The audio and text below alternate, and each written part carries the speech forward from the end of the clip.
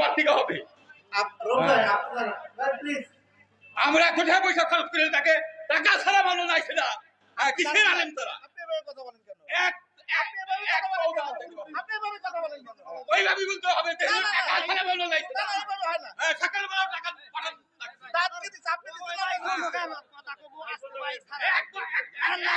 দেখতে দিব না যদি এখানে ভালো এইবার পাবনা নাকি এক পাও যাইতে দিব না।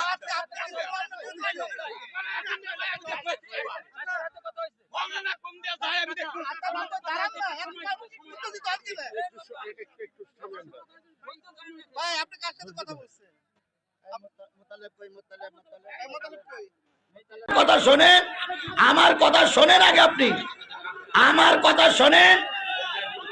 না না না না, আমার কথাকে শুনতে হবে, আমার কথা শুনতে হবে, আমার কথা শোনাই লাগবে তোমাদের, আমার কথা শোনাই লাগবে। তোমরা গরু হিসেবে আমার কিনে নিয়ে শুনি না ভাই, না বলতে দেন, আমার বলতে দেন, আমার বলতে দেন। এই যে রৌফ ভাই বলেছে না টাকা ছাড়া বক্তা আসেনি, এটা বক্তাদের একটা দুর্নাম, এটা বক্তাদের একটা দুর্নাম। আমি টাকা নিয়ে আসিনি, কথা ভুল কথা। আমি টাকা না না রাখেন রাখেন রাখেন, আমার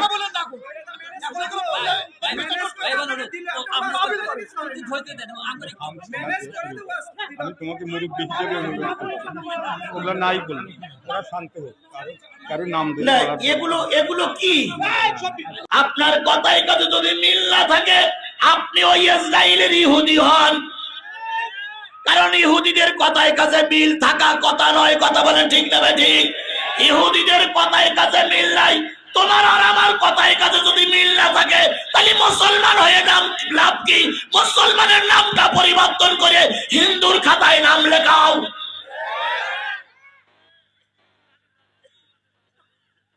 কথা কি ক্লিয়ার? তাহলে মুসলমান যদি হও, তুমি কালেমা পড়েছো, মন্ত্র পড়েছো, তুমি এখন বিধান মানবা কাজ। যদি বিধান মানতে না পারো তুমি আর যাই হলে মুসলমান হতে পারলে না। কারণ একটা জিনিস শোনেন, আল্লাহ নিজেই বলেছেন ইয়া আইয়ুহাল্লাযীনা আমানুত্তাকুল্লাহ হাক্কা তুকাতিহি ওয়া লা তামুতুন্না ইল্লা ওয়া আনতুম মুসলিমুন। হে ঈমানদারেরা, আল্লাহরে ভয় করো আর মুসলমান না হয়ে মৃত্যুবরণ করো না। আর ঈমান আনা আর মুসলমান হওয়া এক জিনিস নয়।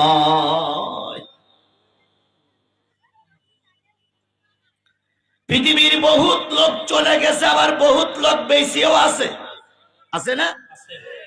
সম্ভবত নিশি বয়রা একটা মাহফিল হয়েছিল, আপনারা কেউ ছিলেন সেখানে? নিশি বয়রা ছিলেন? ছিলেন। এরকম একটা পরিস্থিতি ওখানে হয়েছিল, কিন্তু যে ব্যক্তি সবচেয়ে বেশি ভূমিকা পালন করে জিহাদির সঙ্গে কোরআনের সঙ্গে বেমানান ব্যবস্থা করেছিল, আল্লাহ কিন্তু রোড অ্যাক্সিডেন্ট সেটা তুলে নিয়েছে। আমি যে জিনিসটা বোঝাতে চাচ্ছি সেটা হলো আমি মুসলমান, আমার কথায় আর কাজে মিল থাকা লাগবে। কথা বলেন, কথা বলেন, কথা বলেন। কি থাকা লাগবে? মিল থাকা লাগবে।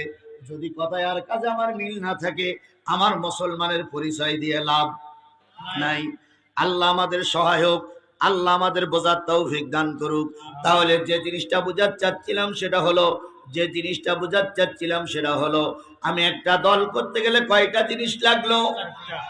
কালেমা পড়লাম, কালেমার অর্থ কয়টা? চারটা। এইবার কালেমার অর্থ বুঝে শুনে আমি এখন কোরআনের ছায়াতলে এসে গেছি, আমি একজন কি? মুসলমান। এইবার মুসলমান কিসের কর্মী? কোরআনের কর্মী। কোরআনের কর্মী যদি আপনি হন, আপনি যেই হন না কেন, আলেম হন, নেতা হন, আর কর্মী হন, আর মসজিদের ইমাম হন, মুয়াজ্জিন হন, আর যাই হন না কেন, আপনি যদি কোরআনের কর্মী হন আপনাকে 6টা কাজ করা লাগবে। কোরআনের কর্মী কয়টা কাজ করবে? আপনারা সবাই কি কোরআনের কর্মী হতে চান? সবাই কি কোরআনের কর্মী হতে চান? তাহলে কয়টা কাজ করা লাগবে? জোরে বলেন, কয়টা কাজ করা লাগবে? আরো জোরে বলেন, কয়টা কাজ করা লাগবে? 6টা। 1 নম্বর, কোরআন বলতেছে তুমি যদি আমার কোরআন কর্মী হয়ে থাকো, আমি কোরআন তোমার পরে নাজিল হয়েছি, তুমি আমাকে বেশি বেশি করে পড়ো। তাহলে কোরআনের 1 নম্বর দাবি কি? পড়ো। কোরআনের 1 নম্বর দাবি হলো পড়ো। আর কোরআনের সর্বপ্রথম আয়াত হচ্ছে ইকরা বিসমি রাব্বিকাল। আচ্ছা বলুন তো মুনাফিকের আলামত কয়টা? তিনটি। 1 নম্বর হচ্ছে কথায় কথায় মিথ্যা কথা বলে, 2 নম্বর ওয়াদার খেলাপ করে। তাহলে আমি বক্তার, আপনারা শ্রোতা, যদি আপনার আর আমার ভিতরে ওয়াদা খেলাপ হয় তাহলে আমরা মুনাফিক হয়ে যাইনি? এই কথা বলেন, আমরা মুনাফিক হয়ে যাইনি? তাহলে মুনাফিকদের ওয়াজ দিয়ে লাভ কি? আর মুনাফিক বক্তা দিয়ে ওয়াজ করাই লাভ কি? মুনাফিক যদি আমি হই, মুনাফিক যদি বক্তা হয়, মুনাফিক যদি শ্রোতা হয়, তাহলে মুনাফিকদেরকে সবথেকে আল্লাহ জাহান্নামের নিচের জায়গায় রাখবে। কাফেরদের রাখবে, মুসলমানদের রাখবে, মুনাফিকদের রাখবে একেবারে সবচেয়ে নিচের জায়গায়। তাহলে আমি যদি মুনাফিকই হয়ে যাই তাহলে ওয়াজ কইও লাভ কি আর দেও লাভ কি? বাস। তাহলে আমি যে জিনিসটা বোঝাতে চাচ্ছি সেটা হলো উম্মত মানে কি? দল। উম্মত মানে কি? দল। এখন দল করতে গেলে সাধারণত 4টা জিনিস লাগে। কয়টা? জোরে বলেন কয়টা? 4টা জিনিস ছাড়া দল করা যায় না। 1 নম্বর, দলের একটা নাম লাগে। যে যে দলের লোক হন সেই দলের একটা নাম লাগবে। এখন আপনি যদি আল্লাহ রসুলের দলের লোক হন, আপনার দলের একটা নাম আছে, সেই নামটা কি? সবাই মিলে বলেন, সেই দলটার নাম কি? না।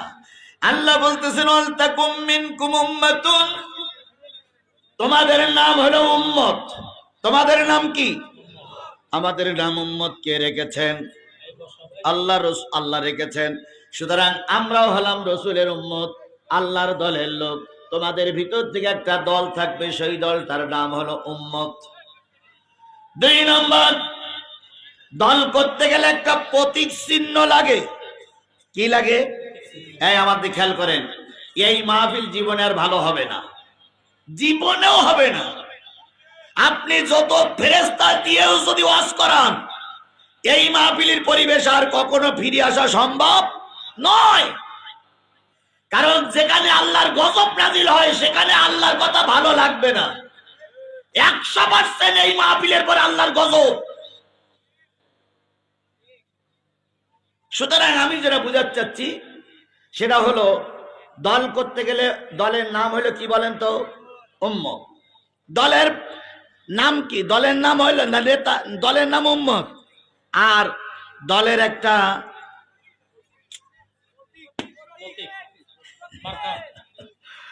প্রতীক চিহ্ন কি? সুন্নাত। প্রতীক চিহ্ন কি? সুন্নাত। তাহলে দলের নাম উম্মত, প্রতীক চিহ্নর নাম সুন্নাত। 2 নম্বর গেল। 3 নম্বর, দল করতে গেলে একজন নেতা লাগে। সেই নেতার নাম কি? বলেন তো, সেই নেতার নাম কি? মুহাম্মদুর রাসূলুল্লাহ সাল্লাল্লাহু আলাইহি সাল্লাম। তাহলে কয়টা হলো? একটা হলো উম্মত, আর একটা হলো সুন্নাত, আর একটা হলো নেতা মুহাম্মদ। দল করতে গেলে একটা অফিস লাগে। সেই অফিসটার নাম কি? মসজিদ। তাহলে এই 4টা জিনিস নিয়ে আমরা একটা দলের লোক হয়ে গেলাম।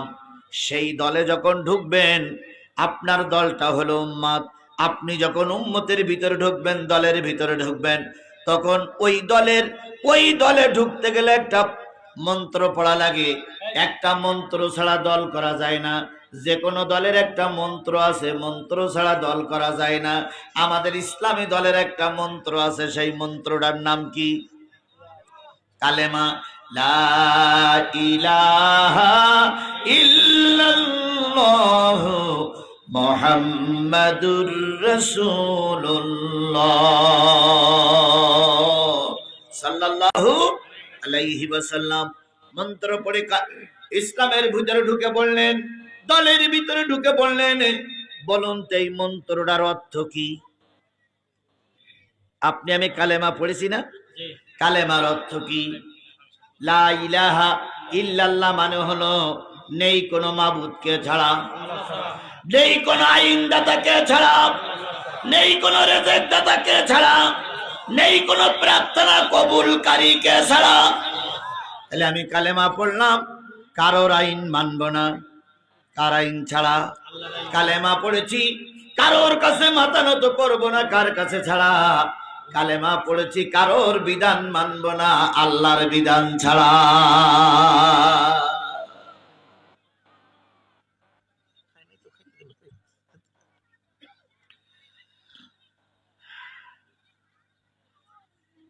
তাহলে আমি কালেমার মন্ত্রের অর্থ বুঝলাম, কারোর আইন চলবে না, কার আইন ছাড়া? কারোর হুকুম চলবে না, কার হুকুম ছাড়া? কারোর কাছে কোনো সাহায্য চাইব না, কার সাহায্য ছাড়া? এই কথাগুলো যদি আপনিও বলেন, আল্লামা সাঈদীর যে দশা হয়েছে আপনারও সেই দশাই হবে। তাহলে আল্লাহর আইনে বলা যায়, কারোর বিধান মানব না আল্লাহর বিধান ছাড়া। যদি আপনি মুসলমান হন, এই কালেমা পড়ে যদি আপনি মুসলমান হন, আপনার কথায় আর কাজে কেন মিল থাকবে না?